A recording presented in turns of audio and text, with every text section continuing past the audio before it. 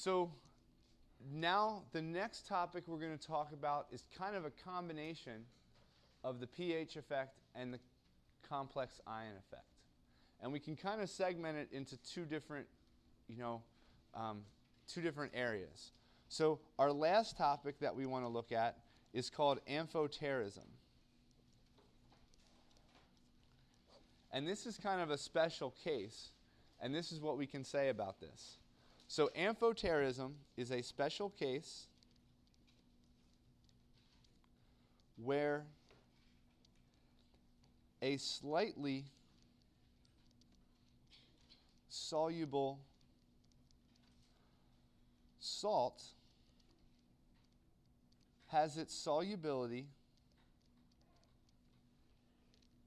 increased due to pH effects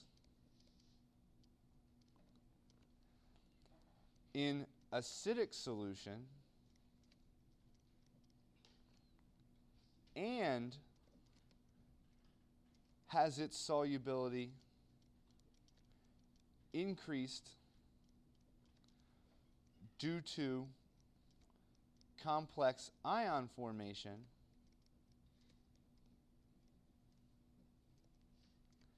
in basic solution. So we're going to see an increase in solubility in acidic solution, and we're going to see an increase in solubility in basic solution.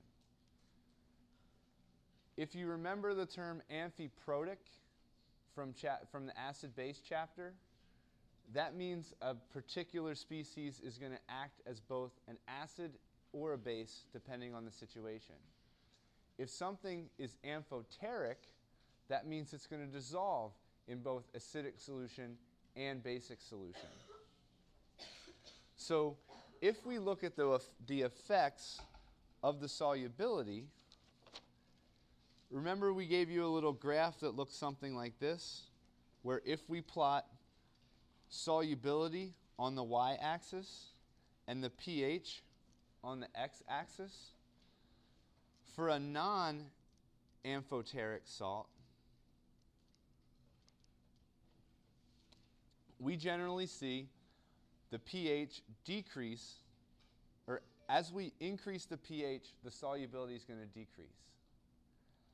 And the reason we have such a large solubility up here is because of the pH effect. We talked about this for a salt like magnesium hydroxide and how it dissolves very, very well in acidic solution. But if we have an amphoteric salt, we see something that looks a little bit different.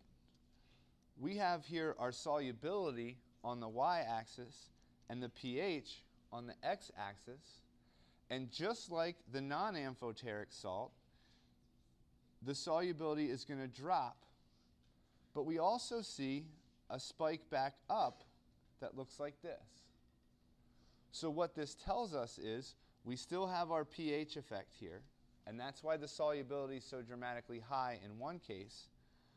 But the reason here is we have a complex ion form, and just like we saw in the previous example with the zinc, the complex ion formation is going to make the solubility increase in basic solution. You see this term in your lab manual when you take the group 3 and we're doing a separation. And one of the objectives here is to separate the nickel and to separate the aluminum. Nickel is not amphoteric, but aluminum is. So we can utilize this, and in terms of this curve right here, if we want aluminum hydroxide to stay as a solid, where in this curve do we want to be? If we want it to be a solid, we want the solubility to be very, very low. So we would want to be in this part of the curve right here. So in our group 3 analysis, we want the AlOH3 to be right in this particular pH range. If the pH goes dramatically lower or higher, that aluminum hydroxide will dissolve. as a chemist, what type of solution do we need to keep that pH into that region? We need a buffer solution. So you notice on your flow chart, to keep aluminum hydroxide as a solid, or to keep the solid present, we need a buffer. And on your flow chart, if you look at that, we do use a buffer solution. The reason we use that buffer solution is to make sure that our aluminum hydroxide stays as a solid. Because if the pH becomes too basic, we're going to be up here in this region, and we're going to observe a complex ion formation, and that aluminum is going to dissolve. So keep that in the back of your mind when you're going through your qualitative analysis procedure, that we need to make sure we prepare a proper buffer solution, because if we don't, the aluminum hydroxide dissolves and we won't be able to confirm that. Okay?